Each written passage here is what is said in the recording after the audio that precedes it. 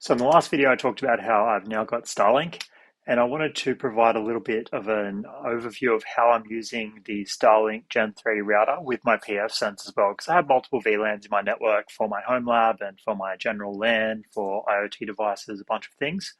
So I wanted to provide some insights about how I'm using that with PFSense. So if we have a look at the screen share here, this is the network diagram of how I initially set it up. So we can see here that I've got the Starlink Gen3 dish on the roof, and over here is my NBN connection. Actually, we'll just zoom in. Okay, so this is my initial network diagram. This is what it looked like when I first installed it. So we see I have here the Gen3 dish on the roof, which plugs into the Gen3 router, which plugs into an 8-port Unify switch in my shed. Over this side, we have the traditional NBN connection. So the NBN connection was coming into RGB0 on the PFSense. And then all of the VLANs were like router on a stick VLANs coming from RGB1. So this had multiple VLANs on this interface, and that plugged into the trunk port on the 24-port switch, which trunked through to the 8-port Unify switch. And then that had a port for VLAN 3, which is where I plugged in the Gen3 router. Now, I set up its own VLAN so that I had just one single broadcast domain that I could have my PFSense router on and the Starlink router on, which means that the only device that's going to get an IP address from the Starlink router will be my PFSense, because nothing else is on VLAN 3. So then what I did in PFSense, I'll look at PFSense.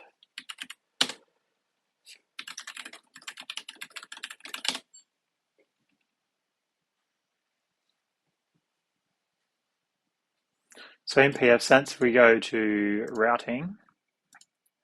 So we can see here I have a couple of different gateways, and this Optus 4G one, that was from when I had a 4G backup. I've just reused that, and I called it Starlink this time. So I set up an interface for Starlink that was on VLAN 3. We go here, we go assignments.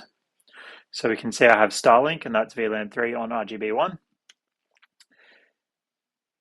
And VLAN here, you can see I've set up VLAN 3, so RGB1. So then over in the routing section for the gateway, I just edited this gateway and I made it so that it was using the Starlink interface. So that was my gateway, and then I was routing everything out that. Now, obviously that has some downsides because these are just one gigabit Ethernet ports. So I'm sharing a single 1 gig Ethernet port for every VLAN on my network plus the WAN in this case. And for this one, I left it enabled, but I just routed all the traffic via Starlink while I was testing it out. So since then, what I've done is I've actually cancelled this NBN connection. So this NBN connection is now gone. So we go over here to the revised Starlink network. So we can delete this one. So NBN connection is gone. So now what I've done instead is I left all of this the same. So we still have the Starlink Gen3 plugged into VLAN 3 on the 8-port Unify switch. So we go here, go to the 8-port Unify switch. We can see here, I can't remember which port is plugged into. Let's have a look.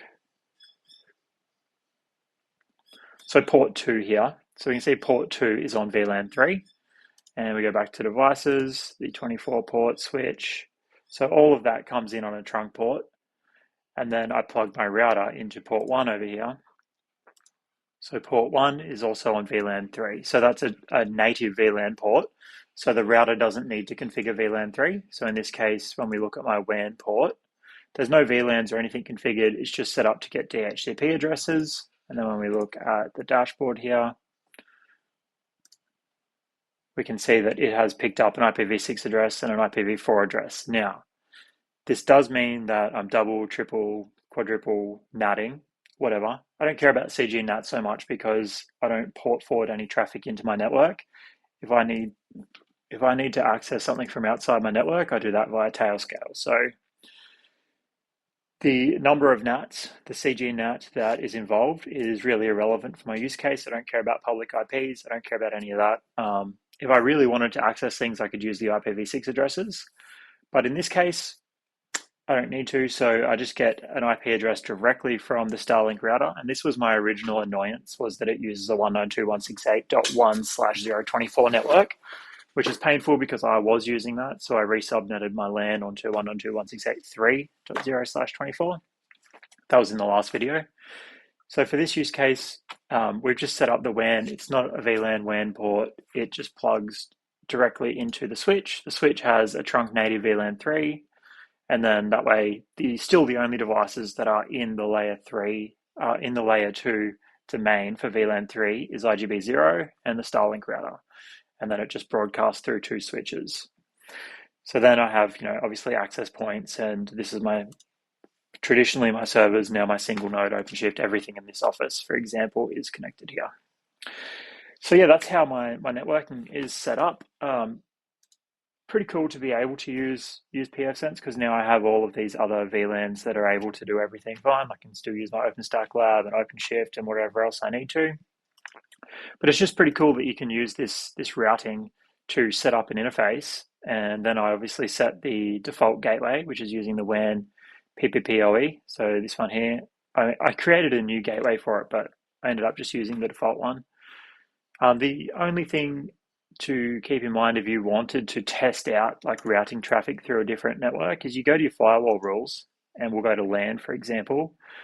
So down here, where this default allow LAN to any rule, if we click edit on that and we display advanced options, what you can do is come down here and select your gateway. So when I had both of my NBN and the Starlink available, I just come in here and change the gateway to BNE Gateway 4G redundancy, and that was routing everything then via Starlink, and any other traffic from like my infra network was still able to go out through the NBN connection while I was testing it. And then once I was more confident, I just come into the routing here, and I just changed the default gateway over to the BNE Gateway 4G redundancy, which is a gateway group. And now I've only put the WAN PPPoE in there, but before I had Starlink in there. So if you wanted to, though, you could add multiple gateways in here. So you can set two tier ones. You can set which gateways you want it to use. And then you could software load balance between the gateways, which is a pretty cool feature. But in my case, I only have the single gateway now, so I don't need to load balance. It was just useful while I was testing it out. As I said, the only real downside was that this was a single gigabit Ethernet port, and I think I was noticing some impact to it. Like if you have all of that traffic sharing a single gigabit Ethernet port, and the Starlink is capable of doing up to 300 megabits per second, that's a fair percentage of that gigabit connection. So now having it on its own dedicated interface, I think I definitely am getting better performance. Like if we do a speed test, like all day yesterday, I was consistently above 100 megabits per second, which is just incredible compared to what I'm used to here. I was seeing some up as high as 300, which is just really cool.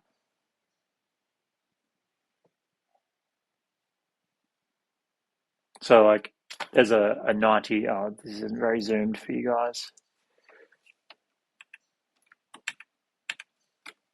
So yeah, I mean, we've got a 93 megabit per second there. We'll do it again.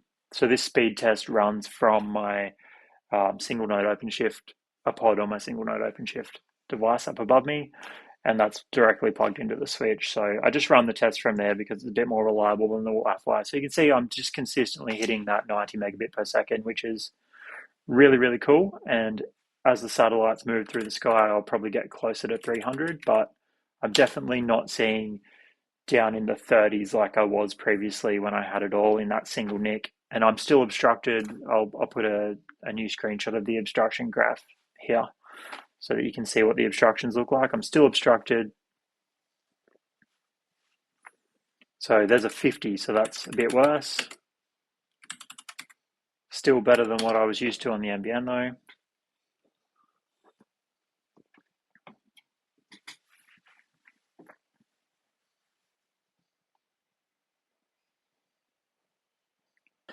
Yeah, that's all I've got today. So probably in the future I will mount that Gen3 dish on the roof and try and reduce the number of obstructions that I've got. And I'll have to run this cable that's currently just thrown over the side of my house. I'll have to run that through the roof, and I'll probably plug it directly into the PFSense.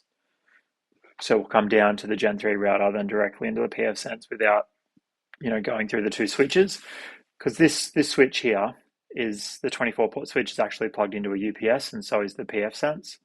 So ideally, I would have the Gen3 router plugged into the UPS as well, so that if I lose power, I can keep the internet up and running. Whereas this one here, this one will go down as soon as the power goes out, so I will lose my internet connection when I lose power. But yeah, that's a future problem. Once I mount it, I'll look at how I can run that cable through my roof and see if we can improve that design a little bit and improve the reliability. It will definitely be nice to have a blackout and be able to keep the internet up and running. I also have a generator, so the UPS should keep it up and running long enough for me to start the generator and continue on like nothing had happened.